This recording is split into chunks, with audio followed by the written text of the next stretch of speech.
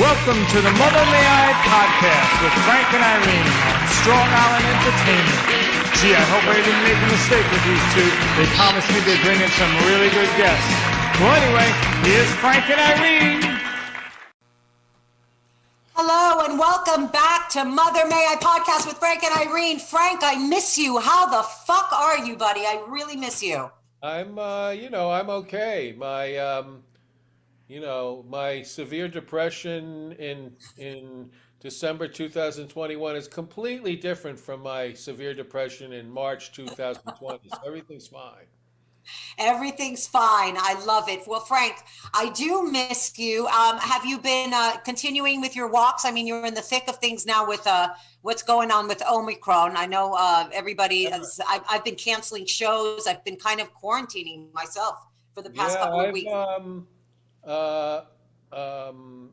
I actually had a show the other night at QED, and there were 6 people in the audience. So I was glad to see my drawing power as a stand-up comedian is back to pre-pandemic levels. So that was very. When you come to a show that I'm in, it's always going to be safe and socially distant. I think people should. I can't believe you even drew 6 people. That's the allure of Frank Conniff. Stop it, Frank. I'm surprised anybody even went out because everybody is for everybody except for here on Staten Island. I actually had a hair appointment and I canceled that yesterday. I called up the salon. You're going to love this. And I said, I'm sorry, I'm really scared to come in. I just want to make sure that everybody's required to wear a mask. And the guy was like, no, they're not. And I said, well, then cancel my fucking appointment.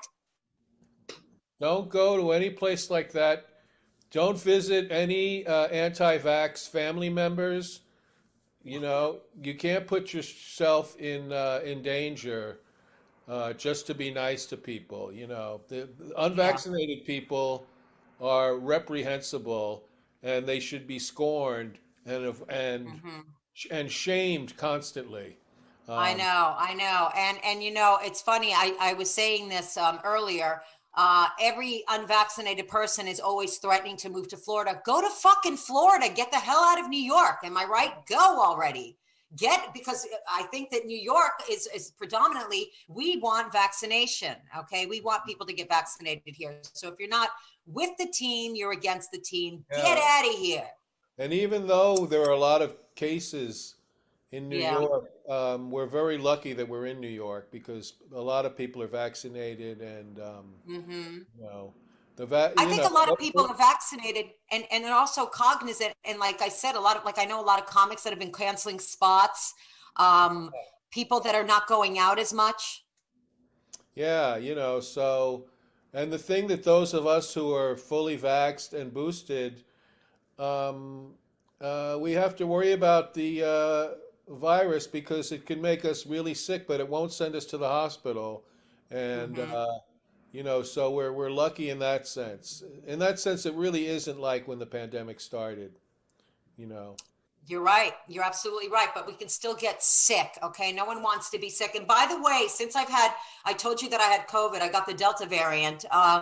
Since I've had it, I've had like these long-term, like, you know how they say the long COVID stuff? I've been having like these issues. I mean, I stayed out of the hospital. I can't stress enough, like how you're saving your life when you're double vaccinated. Right. But literally I have like this ringing in my ear. Have you ever heard of tinnitus, Frank? I've had it for years. Oh my God. Fuck you, Frank. Why do you always have to overshadow me? Okay. What do you mean? You've had tinnitus for years. Wait, I need to talk about this. I'm serious. What kind of tinnitus do you have? I don't know, but I always hear some kind of vague ring, not exactly ringing, sometimes ringing, but like just a kind of like white noise in my ear, like. Oh my God. No, Frank, that's exactly what I call it. It's like white noise in my ear. Frank, I've been flipping out. I'm going to I've always had baseline stupidity, let's be honest, but I'm like going for an MRI, an MRA because I can't, I'm so freaked out with this little ringing. How do you just ignore it? You kind of get used to it. That's, it's just there. Yeah, I ignore it. I'm used to it, I guess, Oh my God, Frank. Okay, you're making me feel better. You're making me My feel better. my This has been hearing is my bad. Um, my doctor told me uh, to have my hearing checked because I couldn't hear a fucking word he was saying when he was examining me. So, um, so I set up an appointment and I checked it with my insurance that I yeah. was covered, and then I went to the appointment, and then they said you're not covered. So that was that.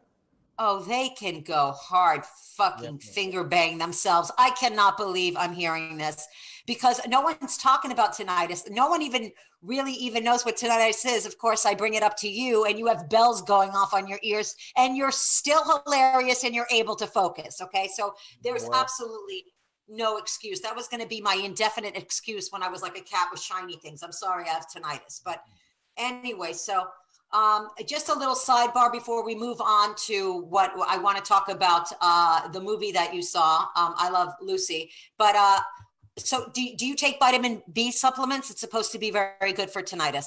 oh, really? I've never taken a vitamin in my life, so Okay. so I don't So think. why start now? I don't want to be responsible if something goes wrong. Okay, moving on. Frank, so I had a hard time wrapping my head around Nicole Kidman, who playing Lucy. You said you saw it. What'd you think? Well, I saw the movie Being the Ricardos, and you know Oh, what? being the Ricardos. Yes. Yeah. Um, Nicole Kidman is a really talented actress and very skillful, and she does a good job as Lucy. Um, but she's miscast, and there's no kind of spark there, Hmm. that you would kind of want from someone playing Lucille Ball. And I know that in real life, Lucille Ball was like a businesswoman and was kind of a hard ass, and Hmm. um, but the movie really kind of is lacking. It's weird that it's a movie about making comedy and it's completely joyless, the film, Oh Uh, my God. Sounds and like my career. That's terrible. So, and it also, I don't like the way that Aaron Sorkin, the way he portrays her writing staff, which was Jess Oppenheimer, Bob Carroll Jr., Madeline Pooh, who he kind of portrays Madeline Pooh and Bob Carroll as these kind of lowly, pathetic dregs, and they're always bickering with each other. And these are three people who wrote every fucking episode of I Love Lucy without any additional writing staff for like eight mhm. years. Um, and you would think he would have at least like maybe shown how amazing that is that they did that. But Aaron Sorkin kind of, even though he's worked with writing staffs, he kind of is very disrespectful of TV writing staffs. In his show, I don't know if you ever saw Studio 60 on the Sunset Strip, the show he did about it came out the same year as 30 Rock. It was another show No, about like a behind the scenes late night, right? and it completely tanked, and 30 Rock went on for years. But he just has disdain for people who work on writing staffs, and I'm a writing staff guy. That's all I ever did my Mhm. whole time in TV. So Right. that kind of Right. I have annoys a question. I have a question. So wait, so there were only three writers on I Love Lucy And I writing Love all those Lucy, episodes? yeah. Up I until I can't think believe that. the last couple seasons, I think they brought on two more writers, but there was no gigantic writing staff. It was these three Wow. people writing like 39 episodes a year too. That's So, crazy. I mean, you know that. Now tell everybody how many, I mean, you've been in a writing staff, in a writing room. How many writers are usually, how many writers do well, they have I've per worked. series? I think Sabrina was actually relatively small, was like 7 or 8. The Right. Drew Carey show I worked on was like 15. Um, a lot of shows have like 20 writers. Um, it's really amazing how it's changed. And shows like the Dick Van Dyke Show and the Andy Griffith Show were like written by like one or two people. So Right. That's amazing. All right. So we're gonna kick off. This is speaking a of great great segue comedy, into our by next guest. I absolutely love this man. He is one of the funniest person. In fact, I'm going to be sandwiched with the two whitest guys that I know. So therefore, white men aren't all bad, but yes, most of them are assholes. So just to be absolutely clear before we move forward, this man is one of the funniest men that I know. I've had the pleasure of working with him for years until he was kidnapped to write on the head writer of Conan, and now he's writing for Ellen. He has this awesome album out, The Life of Kiley. The one and only, the brilliant Mr. Brian Kiley, everybody. Hello. Brian, hi. Hi, my friend. How are you? It's so nice to see you. It's so nice to see you too. You look so like, I don't know, like refined with a library behind you. This is all fake. There's actually no pages in any of these, but it looks good. Looks very good. We were just discussing Being the Ricardos. Have you had a chance to see it? I saw it last night, as a matter of fact. What did you think? I haven't seen it, but Frank has a lot to say about it. Frank? Yeah, I was just telling Irene that I thought that Nicole Kidman is a really good actress and did a really good job, but I think she's still basically miscast and didn't really have a spark to her. And but I was telling Irene that. Like, I really hated the way Aaron Sorkin portrayed the writing staff on the show. He seemed very disrespectful and disdainful of them, and no kind of acknowledgement that these people wrote like 39 episodes a year without any other writing staff. They did it all themselves, and I thought that that I just didn't like the kind of negative portrayal of them, I thought. Yeah, I would go along with that. Yeah, I feel like I don't want to. I know a lot of people haven't seen the movies, so I don't want to. Spoilers, yeah. Yeah, and when they die at the end, I was like, whoa, you know what I mean?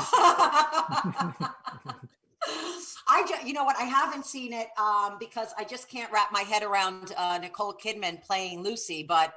I'm probably going to have to see it now. I'm definitely going to see it. Brian, so it's been so long since I've seen you. I mean, yes. How is life after Conan, sweetie? How is life after Conan? Well, it's so funny because, I was with Conan for 27 years. Wow. So that's longer than my husband, sweetie. That's a lot. Yeah, it's a lot. So when it ended, I was back doing stand-up full time, and I hadn't been a full-time stand-up in so long. I forgot how hard it is, and just the travel, and also you have to constantly be on the phone, getting gigs and working it and all that stuff. And I was like, oh my God, I need a writing room. And I was so lucky that I was able to get one. Cause I shouldn't be out in the wild. I'm like housebroken at this point. I'm institutionalized at this point, That's hilarious that you said, you know what, fuck stand up. I'm going to go back to writing. It almost reminds me of like Meghan Markle. She's a failed actress and then she turned Duchess somehow. But yes. I tried to become a Duchess. I'm still waiting to hear, but yes, it's also harder at this, when I was in my 20s and you're just traveling and you're all that stuff and you're single, I don't know, it's just a lot easier. Yeah. Yeah, it's brutal. I always say that if we could just zap ourselves on stage in that moment and tell the jokes, it would be great. But the work, like just actually traveling there and the prelude to that is incredibly exhausting, and it doesn't get easier with age. That is absolutely for sure. But were you able to run your stuff? Were you running because you have a new album out, right? Yes. You shot that recently. When did you shoot I did. that? I did it this summer in Arizona, in Phoenix.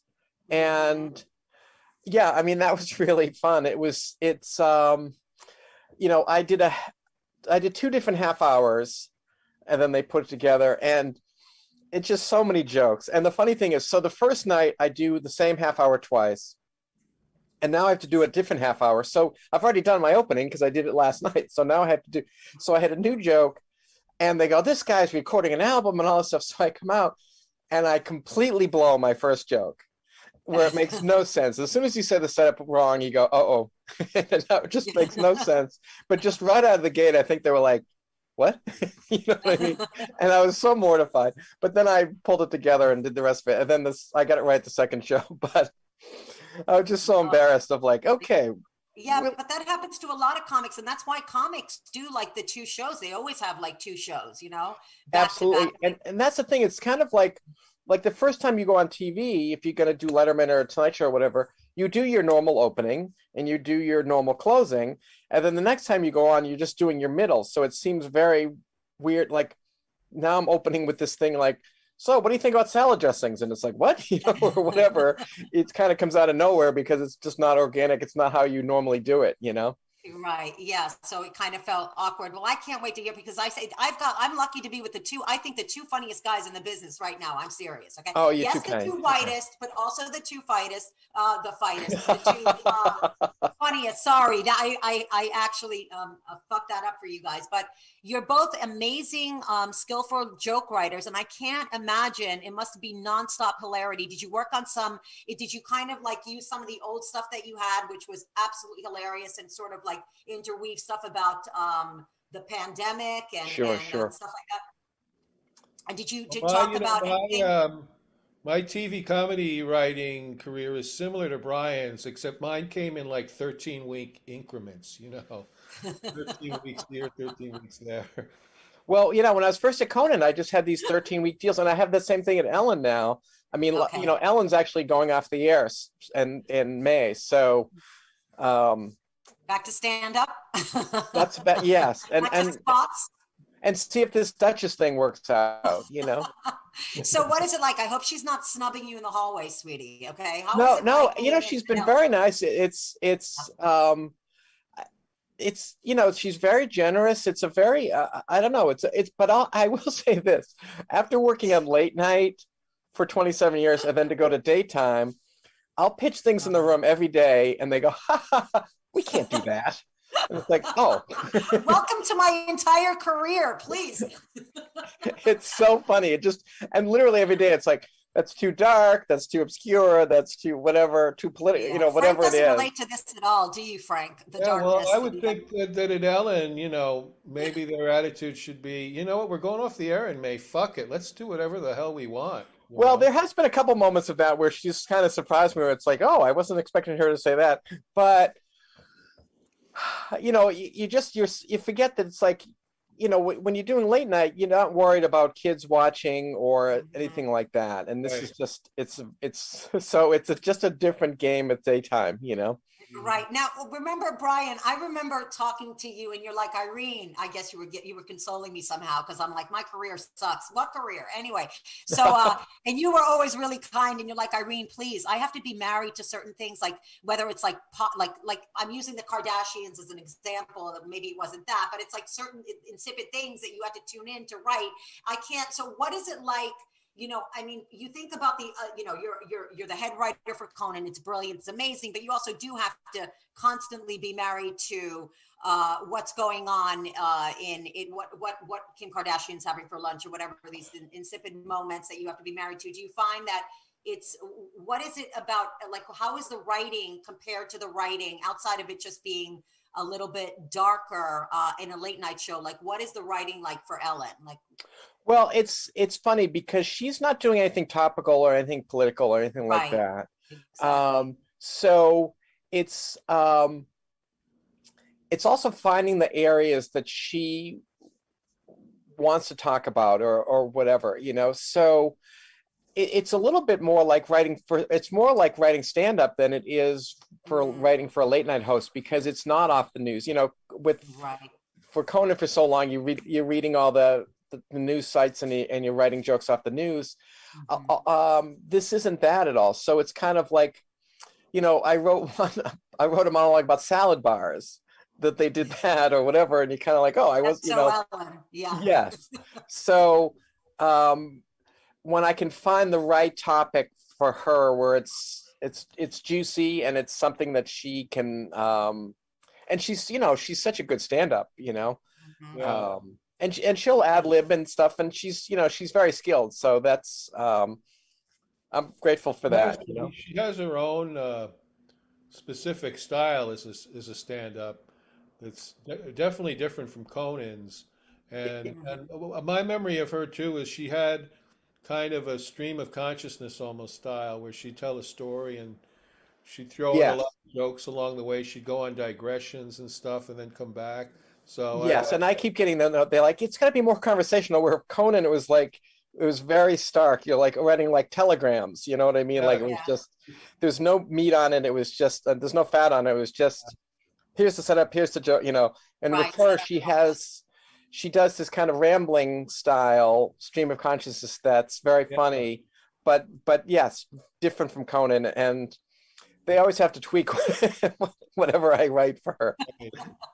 Yeah. Well, how was it saying, like, so what's going on? Like, it must have been very sad for you, or were you kind of like, in a sense, was it like a mixed bag? Like you were like sad at the same time you felt like now you could do things that you always wanted to pursue, like other things, like, I don't know, it could be like even just spending more time with your family or taking trips or whatever.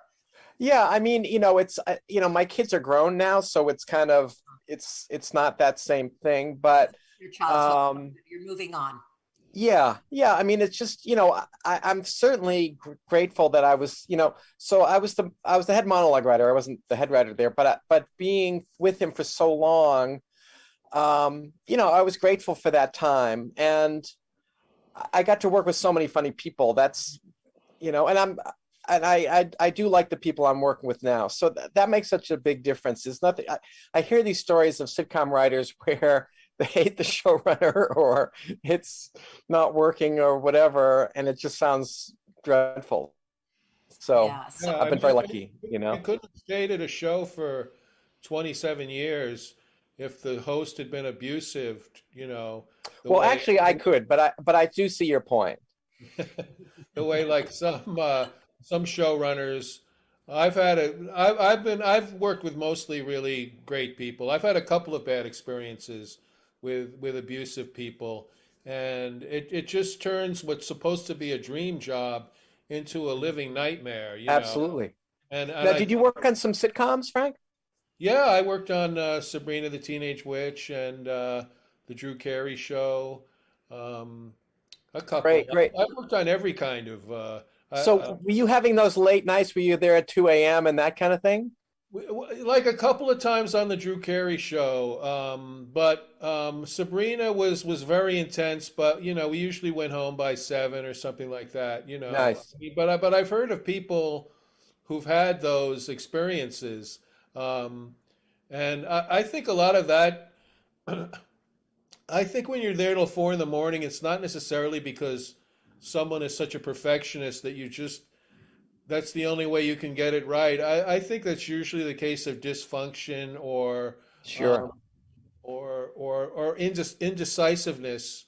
I always found that like a really great quality in someone running a show is decisiveness of knowing what you think is funny and then being willing to go along with it and trust it. Whereas I've worked with some people, they just don't trust. Like someone will pitch something really funny, it goes into the script, and then they have second thoughts, and then you're there late, and you know.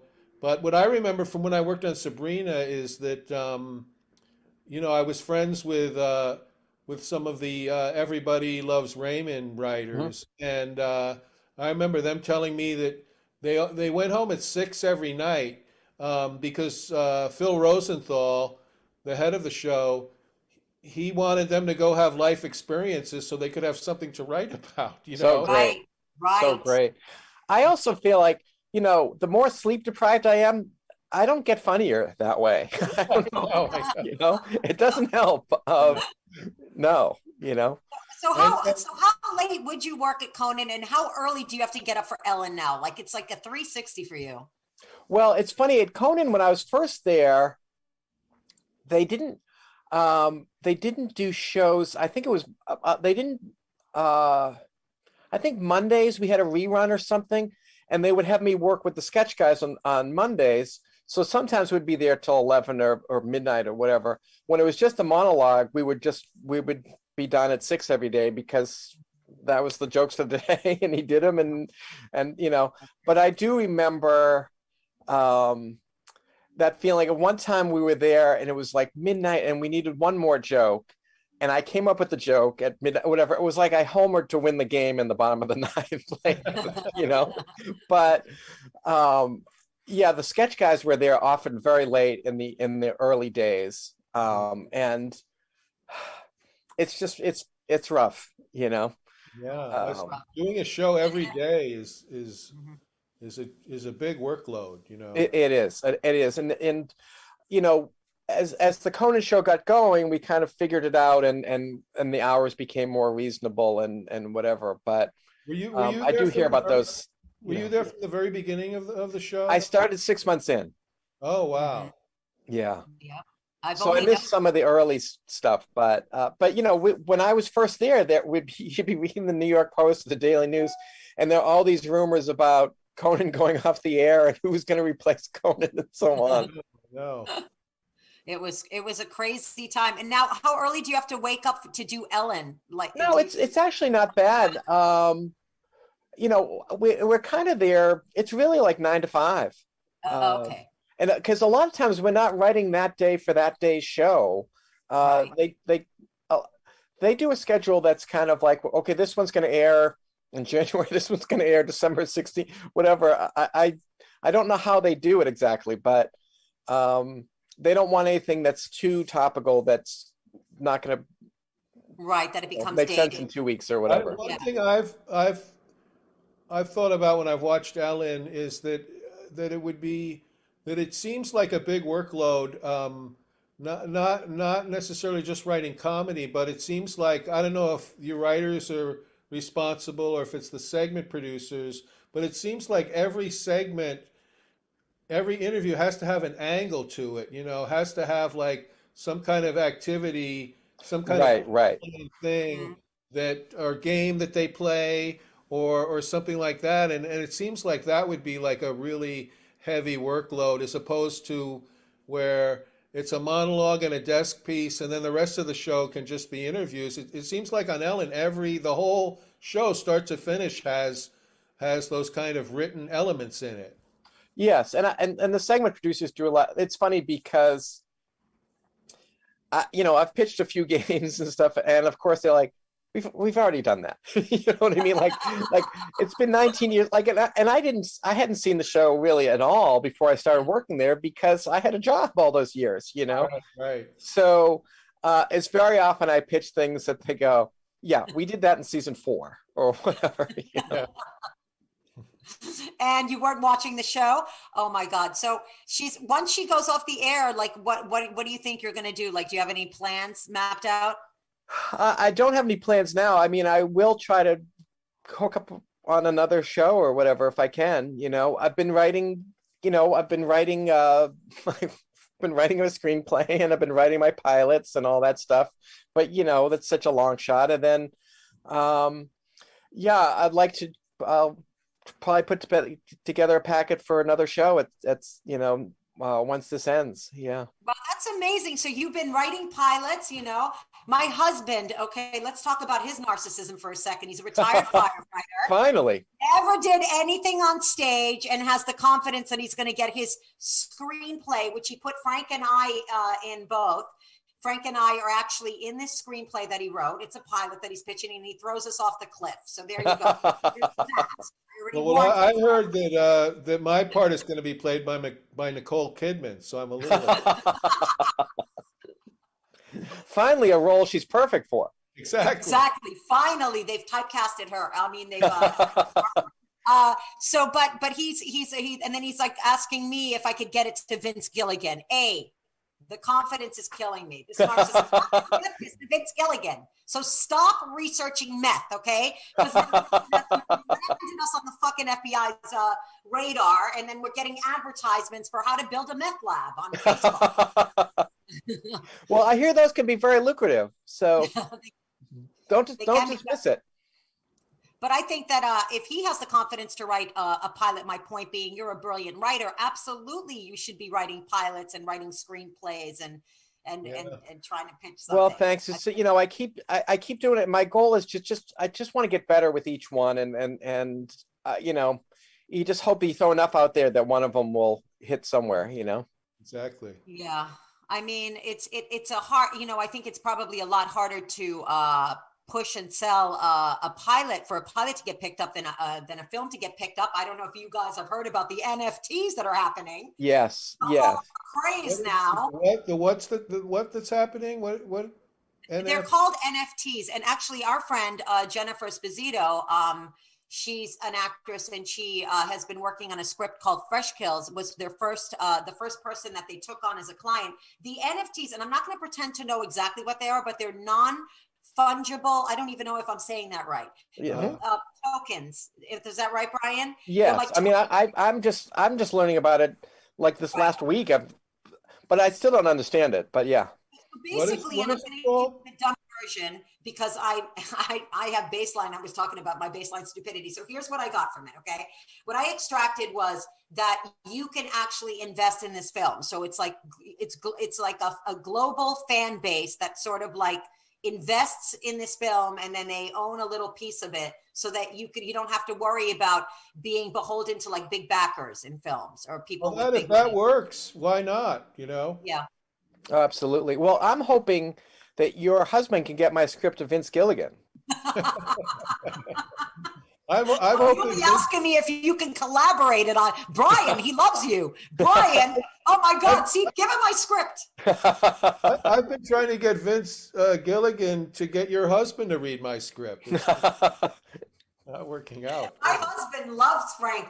Frank, believe me. I got you off the hook with Steve. He's like, do you think Frank will sit down and talk to me? I'm like, only if you don't have him going off a cliff, honey. I don't know what to tell you. Okay? It's hurtful.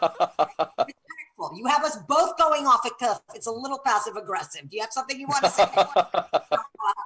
But yeah, so this is the new thing that everybody's doing. I mean, I kind of believed in it until I saw that Melania Trump was actually selling a picture of herself on one of these NFTs. And I was like, oh boy, here we go. Well, that's like another element of it, is that like a digital picture, right, can be an NFT. And that's the part I don't get, that I don't really, that there's something about a digital picture that if you call it an NFT, that makes it more valuable somehow. That part is incomprehensible to me. Right. Yeah. Actually, I'm confused by that too. And I should be wearing a producer hat right now, just trying to look it up, but I'm too lazy. I'm very careful with how I spend my Bitcoin. So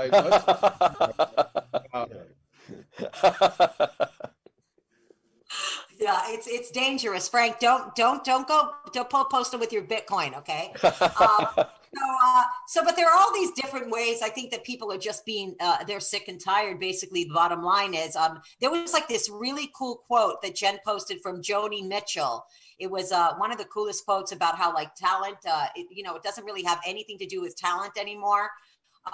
She heard somebody say that. I just want somebody who's can compromise and that's easy to work with. I don't give a damn about talent. And she said that's why I'm no longer doing music and I'm painting now. So I think people are getting a little sick and tired of having to, there's so much rejection in this business. They're like, you know what? Let's let the fans finance my film. Well, there's also a lot of things in comedy where you have someone who's an influencer or something, and they've got 2 million followers, so they sell out a comedy club, but they don't have an act, and the crowd goes home like, "What was that?" And it's like, okay, well, I just want you to say the word influencer again, please. Well, when you think the latest trend, I'm sure you think of me. Yeah, well, influencer. But it is true, that's how it is. And then you don't have an act. And I've actually seen people in that kind of a predicament, but it's like I feel like when we first started out, the three of us with comedy, it was, you could just go on stage, work on your act. That was the thing to do. You went in home. And I feel like you almost have to multitask now and have multiple things that you're if you want something to stick. So that's like, just bring in, and I'm terrible at multitasking, I have, blazing ADD, so I'm not good at like. The industry is so different from when we started, it's just such a completely different thing. And Brian, I think with you and your screenplays and pilots, I think that might work to your advantage because there's so much. It's such a different market now, and there's so much that's opened up with streaming services and all that stuff that you know that could help you maybe. Well, I'm hoping. It's things keep changing and the rules keep changing and so on, but. I really do like working on my act and that kind of thing. And I think that we see so many people that they're very good at working the social media. Right. And that's how they get ahead. But you're like, oh, that guy's act isn't really much of anything, Yeah. The only time I ever hear about these influencer people who have millions of followers on YouTube is when they are apologizing and trying to save their career because they put out a video of them pissing on a homeless person or something, and there's a backlash, and then they lose all their sponsorship, and then that's when I hear about them on Twitter, their apology videos. Well, I'm trying to get into the apology business. I feel like it's big right now. Oh, you'll definitely build your social media following, sweetie. Do something deplorable. Do yourself okay? I'm really crafting my apology right now. I'm on like the third draft. I've been getting notes, and fingers crossed. So. Fingers crossed, sweetie. Fingers crossed. But so I mean, that's all we can do as comics is continue to work, and it's been crazy. Like I never thought we'd see a time as comedians where the world would shut down. I mean, every comic. How crazy was that? The world shut down. Comics are obsessed with stage time. That's what a comic does. You feel like if you're not doing stage time, you're losing your mind. You're nobody. It's such a part of our identity and our work ethic. And the world shut down, and everybody hadn't been on stage for 1 year. Yeah. Now, did you guys do Zoom shows? I did one or two stand-up Zooms. There were a lot of them happening, but I only. I bombed. My computer didn't laugh back at me. I bombed. Irene, did you do any? I did. It like Frank, it felt like an audition. Don't call us. We'll call you, sweetie. Well, I did a lot of them, and I would, I'd go in the other room and I'd do them, and I'd come back, and my wife would go, "How did the show go?" And I would go, "No idea." I don't know if I was bombing. I don't know if no idea at all. And the other thing is, I don't know about you guys, but when I'm doing a regular show, I can't help but notice that one person who's giving me the dirty looks, who's not laughing or whatever, and focus on him for myself. But with Zoom, I had to do the opposite because people have their things shut off. So I would actually find the one person laughing and just go, okay, I'm just going to play to this person because this is the only way I can tell I'm getting anything back, Yeah. But yeah, especially, if you had to do 20 minutes on Zoom felt like an hour. Yeah. Right. And I had one show where they go, okay, we want you to do 45 minutes. It's like 45 minutes on Zoom to no one. Oh my God, that felt like 3 days. I did 45 minutes too, Brian. I did 45 minutes on Zoom, and it was torture. It's interesting that you say that when you're doing a live performance, as comics, we always focus on that person that's not laughing. Messed up, right? And the thing is that Madonna, I remember listening to, and why did I segue into Madonna? Because there was this interview about Madonna. She was at Madison Square Garden or somewhere big giving a performance, and she was only focused on the one guy in like the third row that wasn't laughing. That's so interesting. That's so interesting. Think about us. Think about it. Yes. It's funny you wouldn't think of someone at her level having that, But she's a performer like the rest of us. She's vulnerable. Yeah. But she also has, she's got millions of people screaming and going crazy. That true. One person who's whatever, not, is probably stands out, Yeah. Whereas at my show, it doesn't stand out so much. I remember doing a show in Boston years ago where I showed up late and they put me right on and the crowd was great. And there were these three women in front who would not laugh. And every once in a while, they'd whisper something to one another. And I almost addressed it, but the rest of the crowd, it was going so well that I didn't want to ruin it, Right. So I just did my set and I come off and the club owner come over and she's like, "Great set. I hope those 3 women from Germany in the front row didn't throw you off. It's like, you got to give me a heads up here. I'm like, did I offend them or something wrong? Like, Offend a German, sweetie? I don't think so. It's impossible. Let's be real.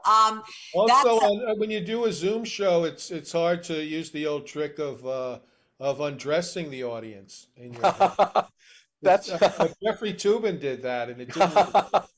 Plus, they're already undressed. You don't need to. Absolutely. It's so funny. I was doing a show with Wayne Fetterman. We were doing the synagogue show, and he's on. Good times.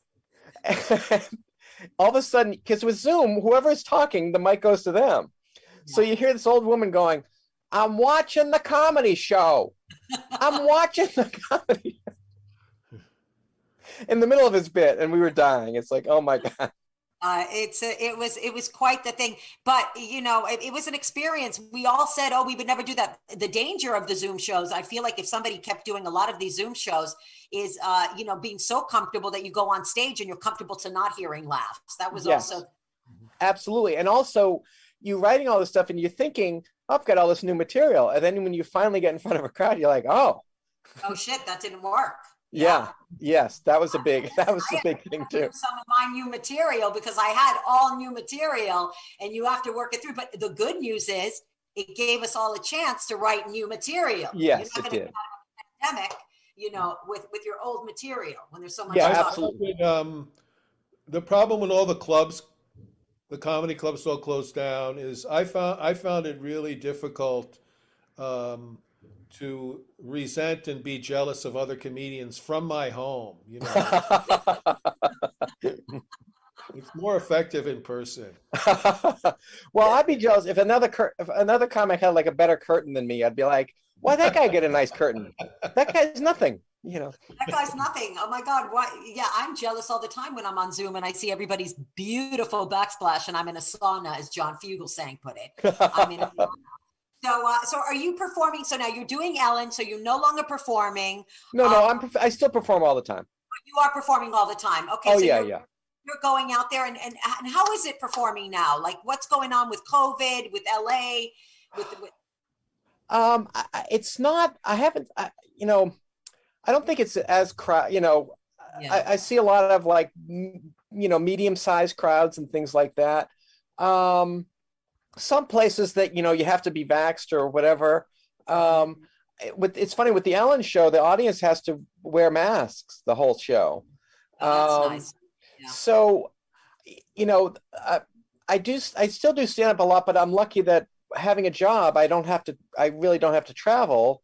So I can kind of be choosy about my gigs and a lot of times I'm just going to work on my act and that's the fun part, is going and trying new stuff and that kind of thing. It's not like, oh, I've got to close and do 45 minutes and I'm in, some dump in the middle of nowhere or whatever, Oh, well, you've been in the biggest dump of all. Remember you did my Staten Island show? Remember that? I had Brian Frank headlining one of the shows that I did. I don't even remember where it was on Staten Island, but they loved you, sweetie. Everybody loved you. That was that restaurant we would go and we'd have dinner beforehand. Oh yeah, right. Yeah. Actually, yes, that was Steve's restaurant. I've got like something wrong with me. No, that was so fun. I love that show. That restaurant lost tons of money, but they had good food and the comedy show was fun. Plus, you would pick us up in. It's funny. You would pick us up in like in the village somewhere, right? And you drive us in the village. Pardon? I would never do that now. I want to be clear. I hate driving. But you would know you had this like an SUV or something, and you picked us up, and there was like 4 of us. But what I remember, I was meeting. So I'm waiting wherever outside some bar or something where we're meeting. And I thought they were the other comics, and I'm talking to them, and I'm suddenly talking to this improv group where it was like, oh wait, we're doing 2 totally different shows. Like they had their own show, and I accidentally joined this improv group for a few minutes before you came to pick us up. But I can't believe I was that generous. I'm going to be really honest. Driving all the time on Staten Island with the traffic, I'm like, oh my God. No, do you remember you got a ticket? Do you remember this? Oh my God, Frank! And I was so impressed because it was one of these things where you're going through and we're stuck in the middle of the intersection, and the cop comes and gives you a ticket for blocking the whatever. And it's the kind of thing that for me, it ruins my month. Like I'm in a bad mood for the rest of the month because I got a ticket or whatever. And you were kind of like, well, it was my fault. What are you going to do? And it didn't affect you in the least. And I actually literally think of that to this day when something happens where I'd be like, Irene didn't let it bother her at all. I shouldn't let it get to me. I got to get back to that person, sweetie. If we've learned anything in this entire show, is that I need to get back to me, the old me, and not be. Well, I was genuinely very impressed, and it was literally a life lesson for me of like, you know what? I shouldn't take these things personally and have them ruin my month. Right? Yeah, because it could be frustrating. And now we've come out of a. Go ahead, Frank. It's inspiring when Irene isn't being a cunt. I love it. I was wondering a few minutes ago, like, am I allowed to swear on this? And it turns out I am. Yeah, it turns out you definitely are. Yeah. Let me ask you: do you watch that show from that Staten Island show with the vampires? Which one? Wait, what we do in the shadows? Oh my God, it's so funny! I love that show. It's so funny. It is so good, so funny. It's so good. The movie that it comes from is really good too. But I would think the Staten Island people would have an extra appreciation for that show, hopefully. Well, I don't know if they get it. Most of the people that love it don't live on Staten Island. But, it's so funny though, and I'm always shocked when I'm really enjoying a comedy and laughing. It's like, wow, this is on television, and I'm actually enjoying it and not just being resentful. And not being resentful, right? Exactly. I'm the same way. I remember talking to Joey Gay. Do you remember Joey Gay, Brian? I don't. Oh, okay. He was like a big comic. Well, he's not doing stand-up anymore. He had a heart attack and he phased out. Anyway, it's a lot. He's doing well. I just want to throw that out there. One of the funny guys in this business. And he always said he could never, ever turn the TV on because he would see other comics doing well. And he was seethingly jealous. He was very open about that. Yeah, that's a problem. I think that's the reason I don't watch a lot of comedy shows.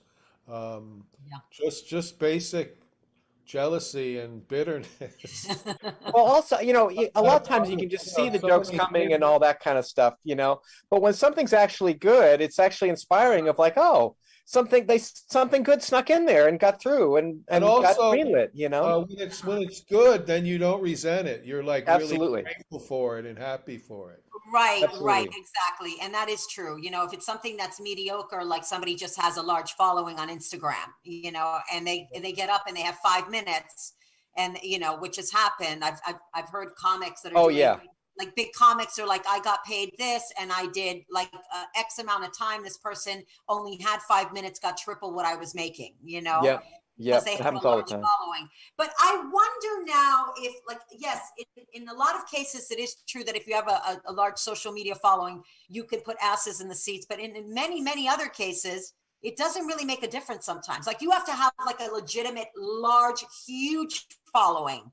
Huge, because I've seen many, like pretty big comics that are still having a hard time filling a place when they're performing. It's still you hard. see that in LA all the time. That's one of the first things that shocked me when I moved here was you'd be on these shows with these great lineups and there's no one in the crowd. And Frank, you and I used to do Kozlowski's Room all the time. Right. And they were amazing lineups and tiny audiences. And that happens so much in LA. I'm always astounded. Like I would pay to watch this show, Yeah, it's LA it's really weird with stuff like that. Like when I was touring with Cinematic Titanic, which was the live Mystery Science Theater show we did, LA was the only town where we had to cancel because we weren't selling tickets. Every other town we did great. LA, we actually couldn't even do the show. Oh, wow. I have a friend who's got a very successful podcast, and every once in a while they tour, and he said we sell it everywhere but LA. Yeah. Wow, that's interesting. That's interesting, right? It's crazy, but at least they sell out in other places. I'm not feeling bad for everybody right now because at least people in the business in LA, like they'll only come to a show if they're on the list and if it's free, right? And if they're accommodated. The idea of going online and buying tickets to a show. These people never have to do that ever. You Yeah, know? that's true. And also, an industry crowd is just so different than a regular audience, too. Yeah. Right. You know. Yeah, it's crazy. But Yeah. I mean, even now, like, with what's going on again with Omicron, I think the clubs are sort of, Frank just said that he had like only 6 people in his show. Frank? Oh my God. Like I said, it was back up to pre-pandemic levels. Say what I wanted to, Frank. Are you guys noticing shows being canceled in New York? Well, I know comics have actually been canceling spots in New York because they're afraid of getting COVID. Only this week though has that started. Like in the last few days. Yeah, I'm not afraid of getting COVID. I feel like it would solve everything, you know? In many ways, I think it would solve it. Well, here's the good news with Omicron. It came in, it swept, and it's going to recede just as quickly. That's what they're saying. So, well, I kind of want COVID because I just want some kind of breakthrough in my career, and then maybe that'll be it. COVID will do it. You better watch what you wish for, sweetie. I have tinnitus. I was telling Frank I have tinnitus. I'm being tortured. It's awful. I can't get sleep. And he goes, "Oh, I've had it for 25 years." Oh my God. Tinnitus. You know what it is? It's a ringing in your ear. Oh, right. Yeah. I mean, only an old person would know that. So be glad that you're still young, okay? Frank and I both have tinnitus. You're like, what's that? With your sparkling young ears. I just didn't hear you correctly because of my tinnitus. It wasn't that. Oh my God. Okay. So we're running out of time. Brian, I can't tell you how much fun it's been to have you on the show. You haven't changed. You're so funny, delightful, and I love you. And I'm so excited that your album is out. I can't wait to listen to it. Tell everybody where they can find it. It's on. You can get it on Amazon, but also I guess it's been playing on some of the Sirius and some of those channels. So things I don't have, but I'm hoping that would be nice. But I so love doing shows with you guys, and I miss hanging out with you. Yeah, I miss you a lot. We love having you on. So anytime you're free, you let us know. You're coming back, baby. Well, you guys were the type, like, I had so much fun with you on and off stage. There's, there are some comics that you like seeing on stage but not off, or vice versa. But it was so much fun always before and after the gig and during the gig with you guys. Those were fun times, right? They really were. Those were the times that we didn't dread stand up. And I think the stress of social media makes stand up not fun anymore because there is so much comparing and despairing. I'm going into a therapy session. I'm going to stop there. But when we were just doing it, it was like we were all friends. We all just supported. We literally genuinely supported one another. It was crazy. We did, and just cracking each other up and hanging out. And getting paid to hang out with your friends was like so much fun, Was the greatest thing. It's the best thing about this business is the friendship and the community. Seriously. Absolutely. Is that a paw or somebody's tail, Frank? I think, was that Millie? I think I just saw Millie's tail. There's Millie. She's on Millie, a cat sighting. There she is. Yes. Okay. Frank, he's a cat mom. Dad, sorry, baby. Cat dad. Nothing motherly about you, sweetie. All right, so it's been so lovely having you on. You're back. You're welcome anytime at all. Let everybody know where they can follow you on your socials. Oh, okay. So I'm on Twitter. It's Kiley Noodles. Conan used to make fun of my skinny legs and call me Noodles. So that's where that came from. And then I'm on Instagram at Brian Kiley Comic. And my album's called Life of Kiley. And I hope, let's talk again, even if it's just, offline or whatever. I'd love to do it. Mwah. Thank you so much for coming on. Frank, what about you? Anything coming up that you want to? People can go to my Twitter, Frank Conniff, and my Instagram, fconniff, and find out about all the stuff I've got going on, both things. Okay, awesome. I'm Irene Bremis. Anything that I do, it will be on Twitter, will be on Instagram, and I will force Frank to retweet it. Love you guys. Thank you so much. And we'll see you in 2 weeks with Lori Kilmartin. Oh, my God. She's so fantastic. Great to see you guys. Bye, guys. Bye. Thanks for tuning in to the Mother May I podcast with Frank and Irene on Strong Island Entertainment. Check us out next week when Frank and Irene sit down with, you know what? I don't know what these two are going to do next. But we'll see you next week.